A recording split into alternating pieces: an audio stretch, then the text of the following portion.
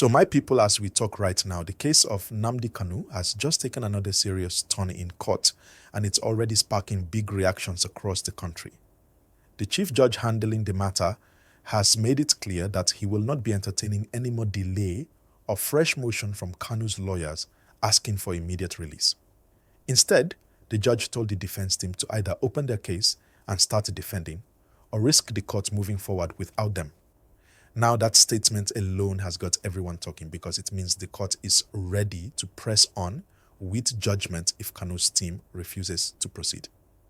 If you're watching this video right now, please don't forget to like this video and subscribe to the channel, because more updates like this are coming as the story continues to unfold. Now let's keep going with what's really happening. For those who may not fully understand the background, Nnamdi Kanu is the leader of the indigenous people of Biafra, known as IPOB. His group has been campaigning for a separate Biafra nation in the southeast of Nigeria. And for years, this issue has divided opinions across the country. Some see him as a freedom fighter. Others view him as someone challenging the unity of Nigeria. Because of that, his case has always been both political and legal at the same time.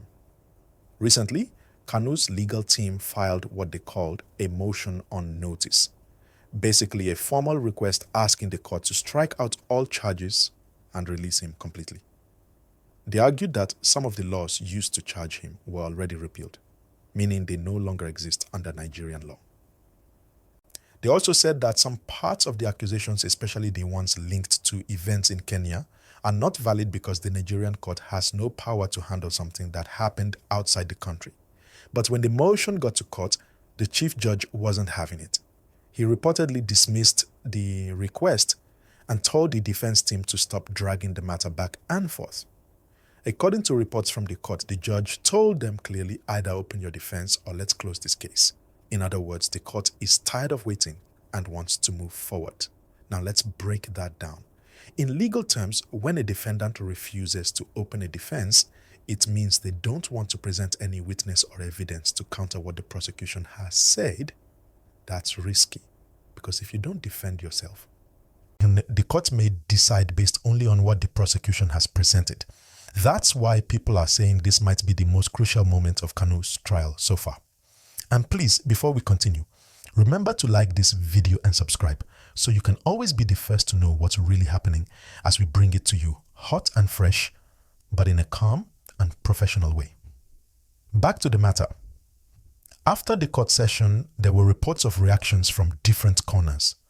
Some of Kanu's supporters believe the court is being too harsh, saying the man has been in detention for too long and deserves bail or release.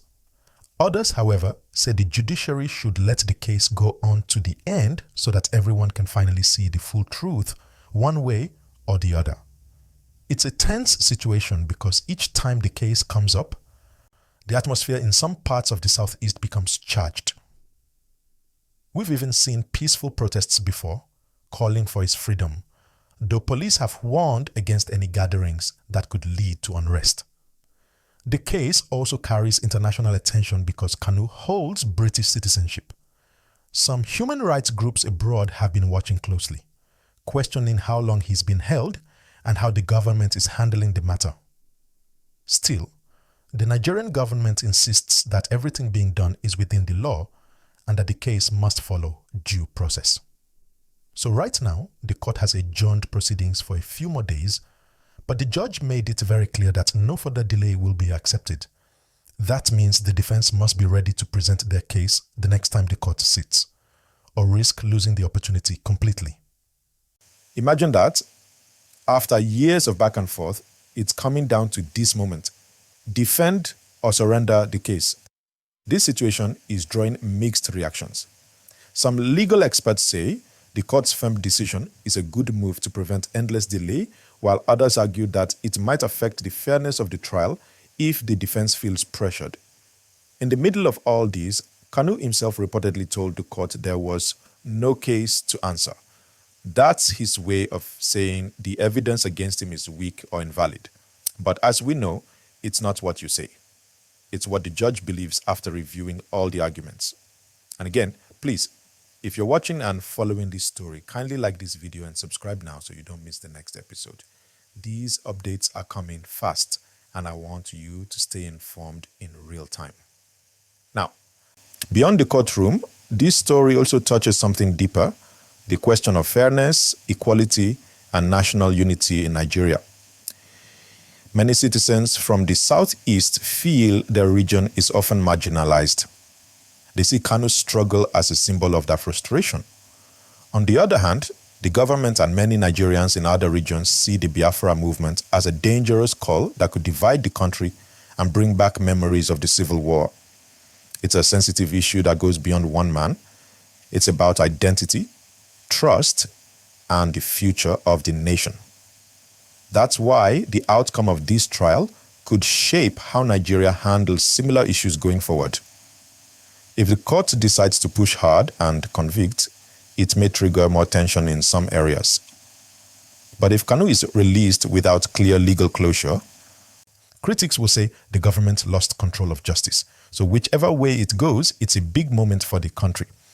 Meanwhile, the security agencies are keeping watch, especially in states like Anambra, Imo, and Enugu, where Kanu's influence is strong.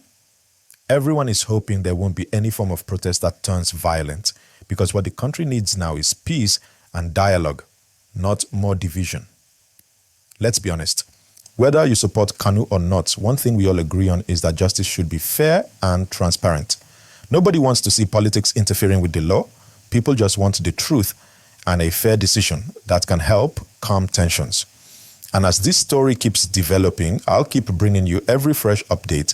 So please hit that like button and subscribe right now so you don't miss the next one. Now, let's think about this. What do you personally believe? Should the court have granted Kanu's motion to release him immediately? Or do you think the judge is right to insist on hearing a full defense before taking any action? Let me know your thoughts in the comments, because this is not just about Kanu. It's about the future of justice in Nigeria. At the same time, the government says they are open to dialogue if peace can be achieved. But the IPOB members insist they want a referendum, not negotiation. That's another topic that continues to divide opinions, and maybe we'll discuss it more deeply in the next update. So right now we're watching a very defining moment. Kanu's lawyers preparing their next move, the judge standing firm, and the whole country watching closely. Whether it ends with freedom or further detention. One thing is certain, this story is not ending soon. And with that, don't forget again, please like this video, subscribe to the channel, and share with someone who needs to understand what's really going on. Let's keep spreading information in a calm, smart, and respectful way. Now, beyond the courtroom drama, Nnamdi Kanu's case is becoming a real political hot topic again as we approach another election season. Politicians from both the ruling party and opposition are quietly watching how this case plays out. Why? Because Kanu still commands massive influence among people in the southeast, and any decision that looks unfair or biased could easily affect voter emotions in that region. So, when the judge stood firm and refused the latest motion to release him, many political observers said, this isn't just law. It's politics in disguise. They believe the government wants to show strength while still trying to manage the fragile balance between justice and public opinion. Others, however, say the court is simply doing its job, following procedure, not politics. Either way, it's sensitive. And please, as we keep breaking this down, don't forget to like this video and subscribe to the channel, because every single week I bring you the full gist, no filter, no confusion. Just a real easy to understand updates. Now think about it. This case started years ago, and each time it comes back, it reopens conversations about unity, fairness, and the true meaning of democracy in Nigeria. You have young people from the East saying they feel left out, that their voices don't matter. And you have people from other regions saying, we are all one country, nobody should divide us. It's a cycle that keeps repeating. And that's why what happens to Kanu will shape more than just his own future. It could influence how people in that part of the country decide to trust or distrust the system. Let's also remember something. Nigeria right now is facing serious challenges: insecurity, economic stress, and political tension. The government is trying to balance all of that while managing public perception. So if Kanu's matter is not handled carefully, it can easily trigger a bigger issue. And that's what makes this particular judge's decision so bold. He's saying, we can't keep postponing. Let's face this head on. Now, on the street level, if you talk to everyday Nigerians, you'll hear mixed reactions. Some people say, let the man go, he's been there too long, and it's time to let him speak freely again. Others say, no, let justice take its full course. Nobody should be above the law. But deep down, everyone knows the country needs peace more than anything else right now. So picture it this way. If Kanu is finally released, it could calm some people down, but it could also embolden the IPOB movement to push stronger. On the other hand, if the court decides to continue or even convict him, that could spark another round of protests. So both outcomes carry risk.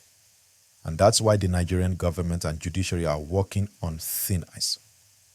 Now let me paint this scenario for you. Imagine the next court date comes and the defense finally decides to open its case. They start bringing witnesses, documents, maybe even international support.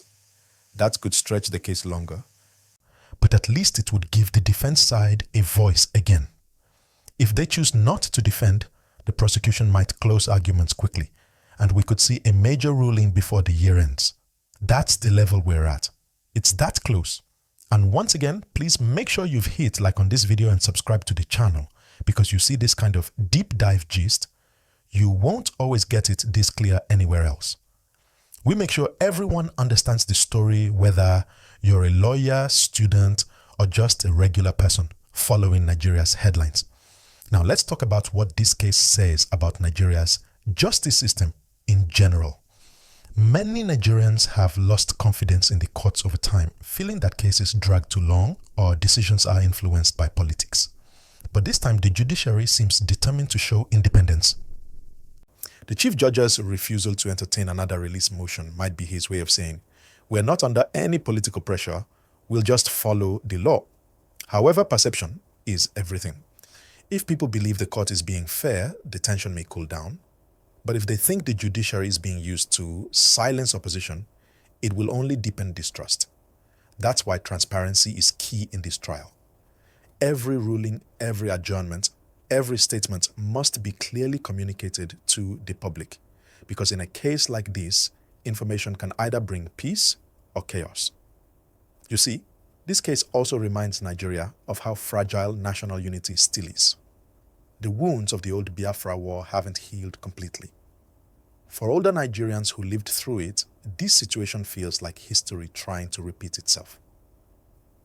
But for the younger generation, it's about fairness. They just want equal opportunity, justice, and freedom of speech. And that's why they pay close attention to every step of Kanu's trial.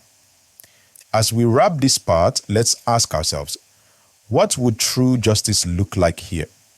Is it to punish a man for leading a movement that the government sees as illegal? Or is it to listen to his people's grievances and find a political solution instead of a purely legal one? These are the questions Nigerians are asking quietly in the homes, on social media, in marketplaces, and even in government offices. Because let's be honest, if this case ends with no clear resolution, it might become another cycle of blame and frustration.